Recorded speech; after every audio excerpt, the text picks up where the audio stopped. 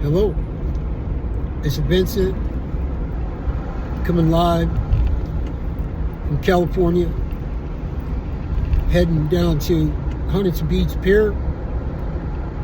Beautiful day out, 75, 80 degrees, sunny.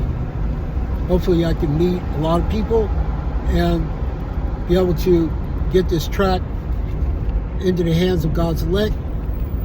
And and also the terrible message of judgment on the world. The word hell means grave. There's a verse in the Old Testament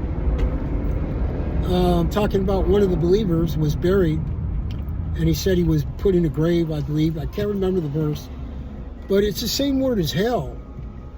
And so the grave means hell when somebody dies. Unfortunately, the false apostate churches teach that there's going to be a place of suffering forever and ever.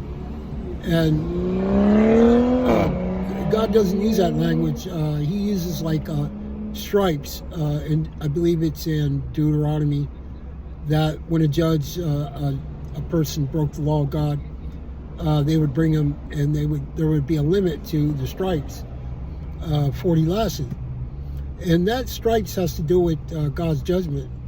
So there's a limit to God's judgment, and the word grave means hell. It's the same word. So if somebody dies in Psalms, it's said they're like the beast that perish. And the beast, when he dies, an animal, that's the animal. And then there's all the other verses where God says their memories perish, the unsaved. And so if memories have perished, that means there's no conscious existence. So this idea that eternal suffering is not biblical. And unfortunately, the false churches will not, because the churches, the people in there are tares, and they're not saved. So they have no idea, clue what salvation is. They trusted in a false free will salvation plan, which is sad, sorry to say. I have family members in there trusting in that nonsense.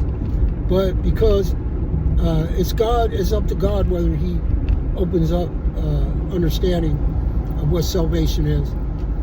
And if we have understanding and we're saved, one of God's people, then thanks goes to God. But with that said, I'll talk to you later as I get down to Huntington Beach.